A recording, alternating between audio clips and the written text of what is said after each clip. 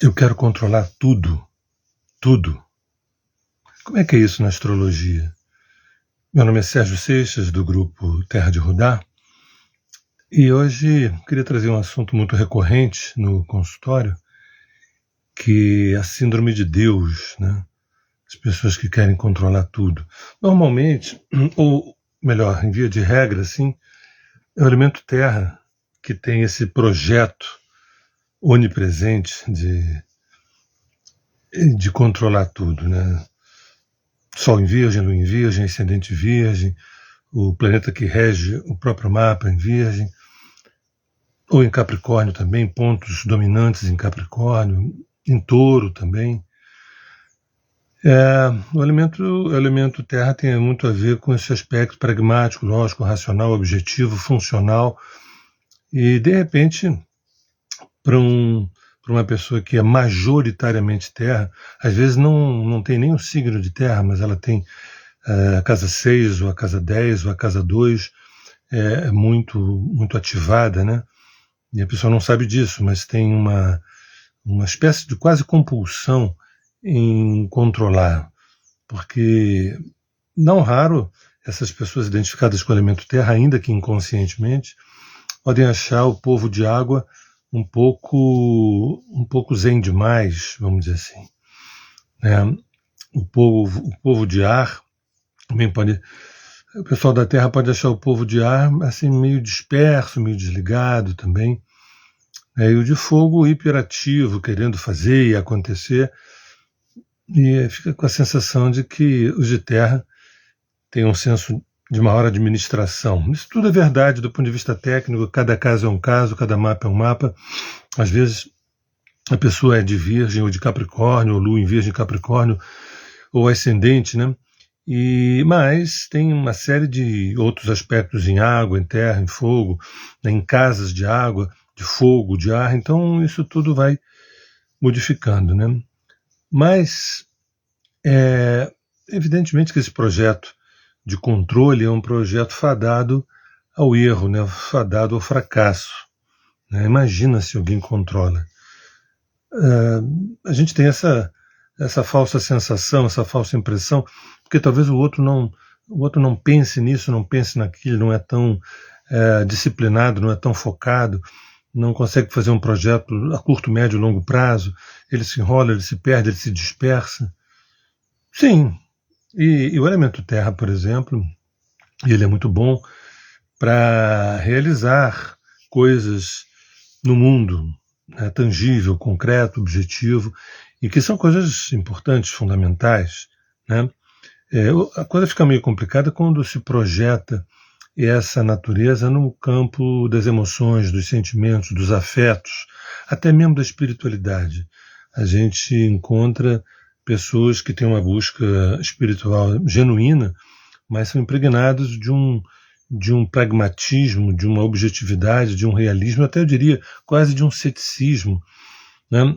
E que às vezes leem as escrituras sagradas como se fosse algo assim tão concreto, tão tangível, tão real, vamos dizer assim. Via de regra tem uma dificuldade de simbolizar, né? Tem uma dificuldade de simbolizar, de ver o aspecto anedótico ou alegórico ou lendário, né?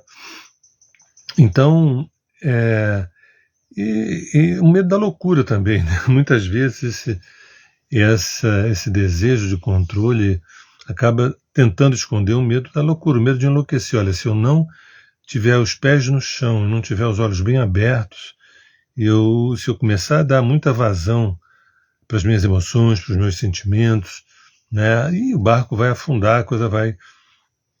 E isso, às vezes, é extensivo a outras pessoas, né? Às vezes a pessoa tem um projeto para si, e são pessoas, muitas vezes, até solitárias. Mesmo que acompanhadas, elas se sentem solitárias, porque o outro não é tão perfeccionista, não é tão exigente, não é tão cuidadoso, não é tão caprichoso, né? É claro que existem muitas coisas que é necessário um aprimoramento, um capricho, né? E outras tantas não, muitas vezes não me diz, chama-se toque, né? uma certa compulsão de deixar as coisas arrumadas, quando algumas coisas, eu sempre penso num ateliê de um artista bastante sensível, criativo, se chega lá aquilo é um caos, verdadeiramente um caos, mas tem uma obra que está sendo produzida ali, tem uma obra que está sendo criada e aquilo, via de regra, vai para o mundo. Entende? Então, essa ânsia de controle esconde muitas coisas. Uma delas é o próprio medo da subjetividade, do sensível, para onde as minhas emoções vão me levar, aonde as minhas emoções vão me levar. Eu vou perder o controle, eu vou ficar vulnerável, né? Eu vou me sentir frágil. Quando era criança, não só quando era criança, mas ao longo dos anos eu ouvi, e cada vez ouço um pouco menos, né? Homem não chora, porque é o sexo forte, né? Então não pode chorar.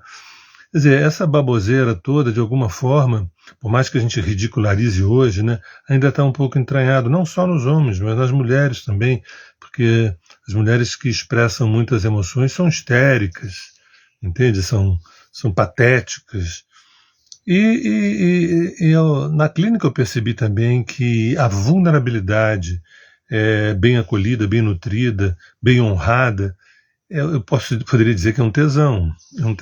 Pessoas que sabem lidar com a própria vulnerabilidade e que não fazem questão de esconder vergonha dela, isso daí é de uma potência, de um poder maravilhoso.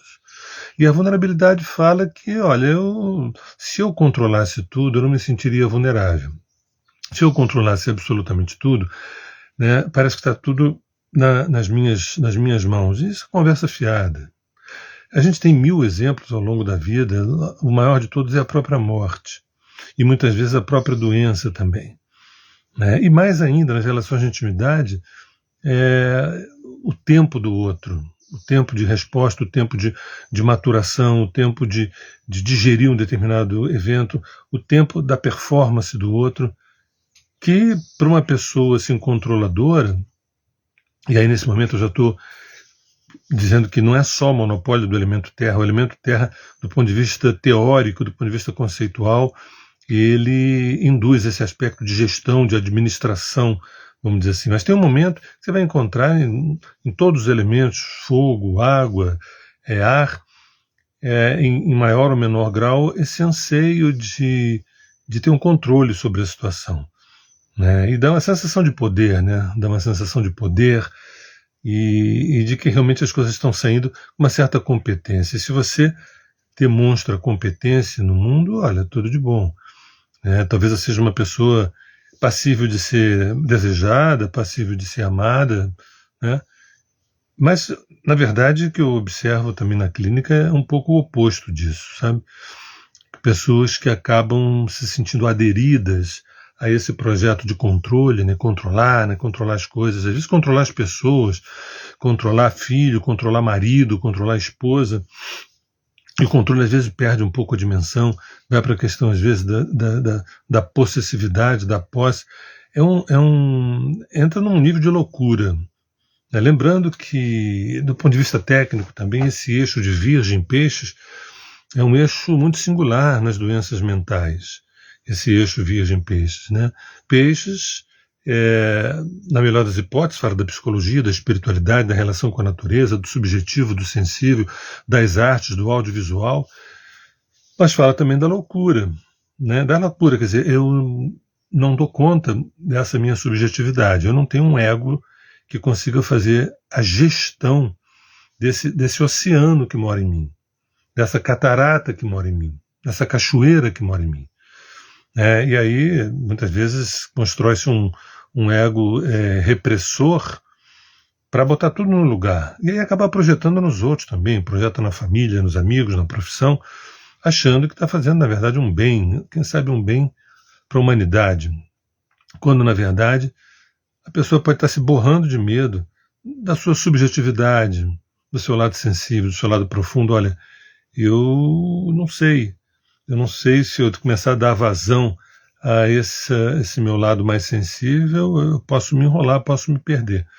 Essa foi uma má educação que a gente teve, ou por outro, uma não educação que a gente teve ao longo de milênios, de a gente temer a coisa mais preciosa, né, que são os nossos sentimentos. E mais uma vez eu insisto que nesse momento eu não estou nem me referindo às emoções, que as emoções elas podem ser introdutórias para o sentimento, né? Quando a gente amadurece uma emoção, ela se transforma em sentimento, e o sentimento está muito próximo da gente acessar a psique, onde ele tem as perguntas e as respostas. É na psique. Aí é o sentimento que está ali na porta da psique.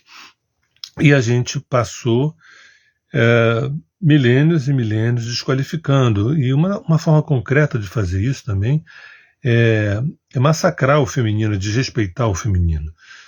E quando eu estou falando de eu quero controlar tudo, e que isso é prioritariamente do elemento terra, e o elemento terra é o elemento feminino, né, a gente encontra muitas mulheres, eu conheço muitas mulheres que falam assim, sou eu que organizo as finanças lá de casa. Às vezes até o marido ganha mais, mas sou eu que organizo.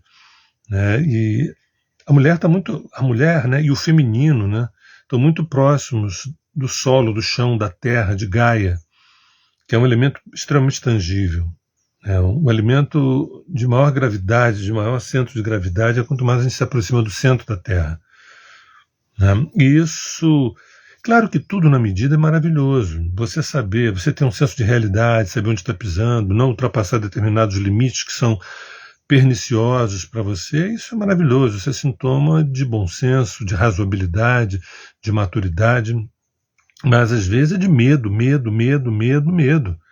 Bloqueio, trava, insegurança, medo. Medo de enlouquecer, medo de não dar conta, medo de se misturar com outro, medo de se apaixonar, medo de amar demais e se perder, e amar demais e me perder. Que papo chato, meu Deus, que conversa fiada. Pois é, mas é conversa fiada, mas é o que a gente vive com frequência. Né? Tem gente que, enquanto isso está no âmbito da profissão, às vezes lá da empresa, ok, a gente fica um pouco obsessivo, né, que as coisas funcionem segundo Excel, né, segundo as planilhas, segundo tudo direito. O problema é quando a gente pega esse Excel e projeta nas relações de amor, nas relações de afeto, nas relações de educação de filhos e tudo, e aí a coisa vai dando ruim. Dá a impressão de que a vida é a arte da sobrevivência e algum prazer. A vida é a arte da sobrevivência e algum prazer. Então tem que passar isso para os filhos. Como é que você faz para poder sobreviver, até para você não depender da gente na velhice? Né? E algum prazer você vê aí, desde que sejam prazeres legais, vamos dizer assim. Então tem também um universo moral dentro desse aspecto do elemento terra no mapa, né, do certo, do errado, do bem e do mal, isso é bom. São coisas que o elemento ar, por exemplo, o elemento fogo, até mesmo, eu diria, o elemento água, eles relativizam. É bom em determinado contexto, não é bom em outro contexto. Não existe a priori o bem e o mal. O elemento terra, se possível, deixaria o armário super arrumado. Talvez alguém esteja me ouvindo e diga assim, mas eu sou de Virgem, sou de Capricórnio, meu armário é um caos. A gente tem que ver o mapa todo, né? Tem que ver o mapa todo. E quando eu falo assim genericamente, eu não falo de pessoas, estou falando de arquétipos.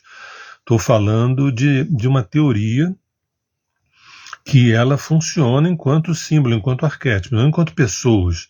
Que todos nós somos híbridos, tanto do ponto de vista genético quanto do ponto de vista dessa constituição de fogo, terra, ar e água. Né? Assim como a gente vai fazer uma casa, a gente precisa de cimento, né? Areia, água, brita, ferro. Né? A gente também, na constituição de um ser humano, a gente precisa de fogo, terra, ar e água. Né? E também do éter. Né? Então, é nesse equilíbrio, que esse equilíbrio não precisa estar no mapa astral. Na maioria das vezes não está no mapa astral. Esse equilíbrio ele é gerado pelo nosso arbítrio, pela nossa maturidade, pela nossa consciência. É isso que vale. Tem pessoas que se equivocam dizendo assim, meu mapa é muito desequilibrado, tem muito fogo, muita terra. Isso tudo pode ser ótimo. A experiência me mostrou que quando você tem um mapa super distribuidinho, né, um pouquinho de terra, de água, de fogo, de ar, às vezes a pessoa ela é meio morna, às vezes a pessoa é meio assiste a vida passando na janela, entende? Então certos desequilíbrios no mapa são bem interessantes, especialmente se a pessoa tem consciência deles e sabe manejá-los, sabe trabalhar com eles, né? Então, esse tema é um tema assim muito poderoso. Eu quero controlar tudo, eu tenho que controlar tudo, eu preciso controlar tudo. E no fundo todos nós sabemos que a gente não controla absolutamente nada, né? Uma coisa é você controlar ali receitas e despesas, né? Outra coisa é você controlar o que teu filho está sentindo, o que a tua filha deveria estar sentindo, né? A hora exata que teu marido deveria estar chegando do trabalho, atrasou meia hora, 2 horas, o que aconteceu? O elemento terra, ele flerta com algumas angústias. E aí ele começa a se associar com o elemento água, né? Câncer, peixes, escorpião, ele começa a se associar, que terra com água faz uma boa harmonia, né? Mas quando a terra ela está em desvio, ela puxa uma água em desvio também, processos depressivos, melancólicos, né, obsessivos, aí começa a juntar tudo. Essa é uma das razões porque muitas vezes os homens, ou o masculino ferido, digamos assim, desqualifica, desvaloriza, ridiculariza, quando, digamos, o pior da terra e o pior da água se juntam. E aí, controle, possessividade, ciúmes, dependências, quando na verdade fala assim, escuta, você não se acha suficientemente interessante para perceber que não faz sentido, por exemplo, o outro te abandonar, o outro chegou meia hora mais tarde ou 2 horas mais tarde. Certamente ele fez alguma coisa de errado. Por que faria? Você acha que você merece isso? De repente você acha que merece isso, né? Claro que eu sei, é evidente, que quando eu costumo dizer que a população planetária ainda não chegou na pré-adolescência, significa que muitos de nós acabamos aprontando. E por que aprontando? Porque nós administramos frustrações de longa data. Nós administramos frustrações do ponto de vista profissional, financeiro, espiritual, afetivo. A gente administra e vai dizendo a vida é assim mesmo. Então, quando a gente quer pular cerca, ou quer fazer alguma coisa pecaminosa, dá uma sensação de atração, dá uma sensação irresistível, né? Por conta da gente não se sentir saciado. A gente nunca está saciado. E aí se alguém me pergunta assim, mas existe alguém saciado? Claro que existe. Mas é possível alguém se sentir saciado? Claro. Claro, levando ao pé da letra. Você quando tem um almoço generoso, você não sai saciado? Quando você tem a tua área afetiva nutrida, a tua área vocacional nutrida, a tua área espiritual nutrida, quer dizer, a tua área dos afetos nutrida. Se você me disser que isso não existe em 8 bilhões de pessoas, eu vou dizer, olha, onde é que você está? Podemos até dizer que majoritariamente o pessoal está batendo cabeça já há muito tempo. Podemos dizer isso. O pessoal está batendo cabeça há muito tempo, uma carência violenta e uma necessidade de controle, uma carência e uma necessidade de controle, quer dizer, como se fosse um excesso de água mal resolvido com um excesso de terra mal resolvido, né? Isso tudo a gente vê no mapa, isso tudo a gente vê na carta natal, no mapa astral, e maneiras como manejar, como lidar com isso. E sempre lembro que tem uma coisa superior ao mapa astral, que é a consciência. Tem uma coisa que é maior do que o mapa astral, é a consciência. Eu nunca sei, através do mapa astral, o que a pessoa fez dela mesma, o que a pessoa fez do seu próprio mapa. Tem excesso de terra. Eu vou afirmar que essa é uma pessoa pragmática? Eu posso suspeitar. E talvez, 90% das vezes eu vou acertar. 10% a pessoa diz assim, olha, eu fui assim. Quando eu tinha 20 e tantos, 30 e tantos, eu mudei muito. Essa é a razão pela qual a gente está aqui. Transformar uma série de padrões que interditam o nosso retorno à unidade. Padrões que dificultam o nosso retorno à nossa inteireza. O nosso propósito aqui é inteireza, estarmos inteiros, estarmos em estado de sacio.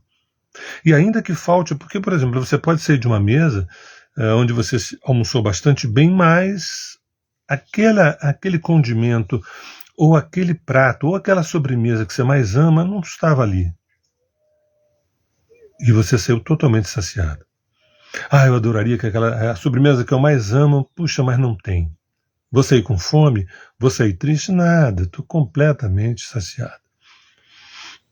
Então, sabe, você está feliz na tristeza e na alegria, você é feliz na tristeza e na alegria, você é realizado, ainda que não tenha conseguido realizar esse ou aquele projeto, porque quando você percebe que é o processo que é mais importante na história evolutiva do que o resultado, esse é um ponto importante para o elemento terra.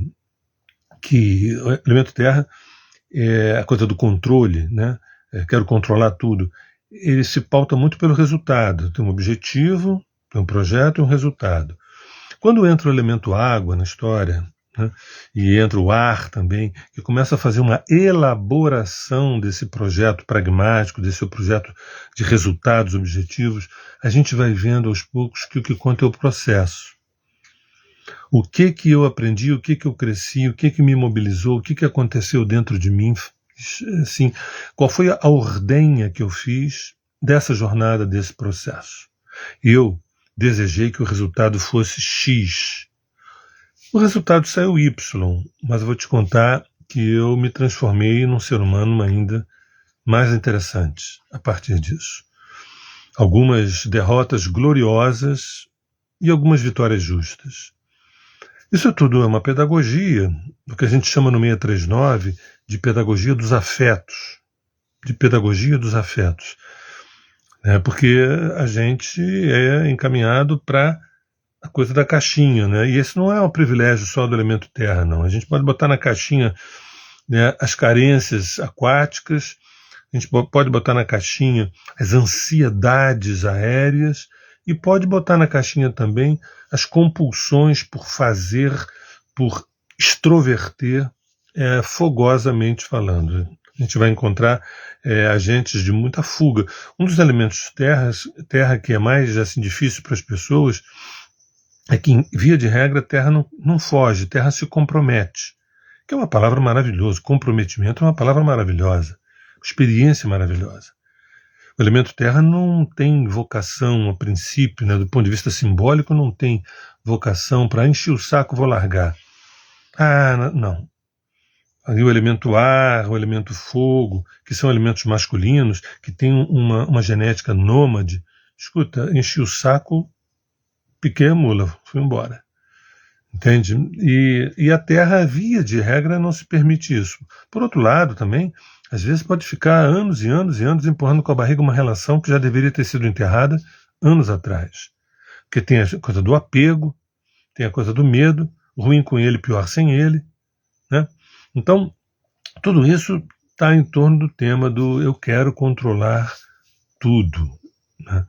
E insisto mais uma vez que esse é um projeto fadado à derrota.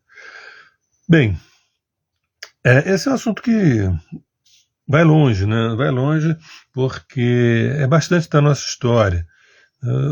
O medo do desconhecido, o medo da morte, o medo do escuro, o medo, a desconfiança, que é um elemento também, tecnicamente falando, um elemento virginiano, a desconfiança, eu não confio no outro. Olha, você só confia na sua família, você só confia no seu pai, na sua mãe e nos seus irmãos, em mais ninguém.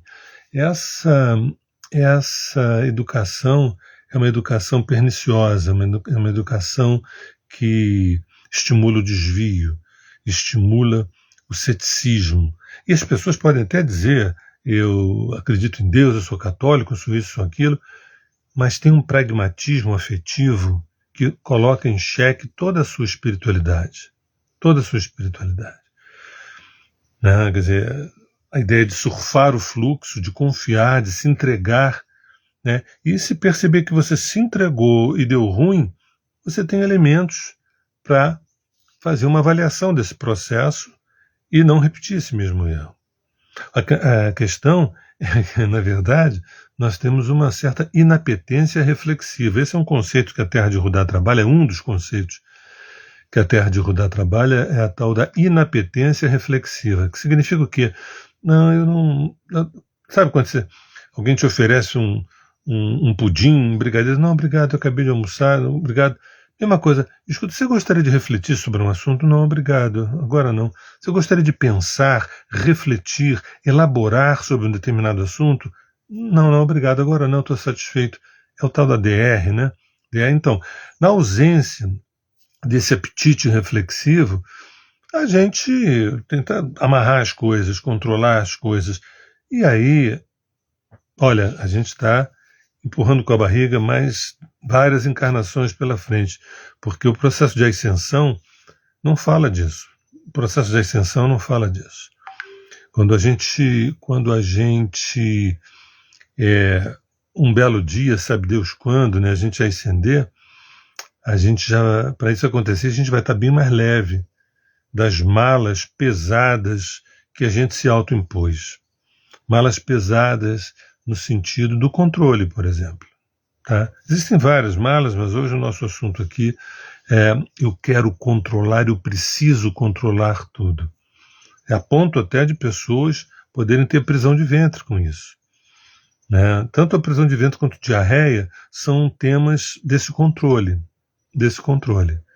Né? E dessa resistência de reter o filho, reter a filha, reter o feminino, reter o homem, reter o masculino. Né? O medo da morte, o medo do desconhecido. Mas, via de regra, essas pessoas que têm esses medos são extremamente religiosas. Eu não entendo essa contradição entre extremamente religiosas com medo de tudo. Porque você deveria ter um amparo crônico, um sentimento de amparo, de pertencimento, de estado de união com esse único corpo que existe, que é o agora, que é a fonte primordial, que é Deus, mas não. Parece que quanto mais religioso, mais medo eu tenho, e a religião é para me proteger desse medo. Esse é um processo retensivo que faz com que a gente repita uma encarnação atrás da outra. Bem, é isso. Poderia aqui a gente caminhar mais, a gente vai caminhando devagar e sempre. Meu nome é Sérgio Seixas, do Grupo Terra de Rudá, e também da plataforma de Relacionamentos Conscientes 639. E outra coisa, reflitam sobre isso e, olha, não tomem. Né, a astrologia, ela é um conhecimento, eu não tenho nem adjetivos para falar, eu trabalho com isso desde 81. Não tenho nem adjetivos, estão me faltando aqui quais são os adjetivos. Mas eu queria só lembrar que mais importante do que a astrologia é a consciência. É só através da consciência que a gente é capaz de realizar o nosso Dharma, que é ser amor. Sem consciência a gente não se torna amor. Não se tornando amor, a gente não conseguiu realizar o nosso Dharma aqui no planeta Terra. Então, se você tem muita terra, pouca terra, muito fogo, pouco fogo, etc., isso tudo a princípio não fala de nem sucesso nem de insucesso. Depende do quanto eu lido bem com isso tudo, quanto eu aprendi a lidar, quanto eu fui bem educado, quanto eu amadureci, o quanto eu busquei ajuda também, do ponto de vista terapêutico, do ponto de vista espiritual, tá? Mas se eu dei ênfase no elemento terra, porque do ponto de vista simbólico, arquetípico, o elemento terra tem essas virtudes da disciplina, do foco, da paciência, da constância, dos projetos a curto, médio e longo prazo, do dar de realidade, de pé no chão, de uma razão interessante, mas também tudo aquilo que eu falei, como esse desejo de controle, esse medo da subjetividade, o medo de perder o controle, essa coisa toda. Tá? É isso. Um beijo no coração. Em breve eu volto e temos aí mais uma conversa. Dessa vez eu quero ter o controle de tudo. Lê do engano.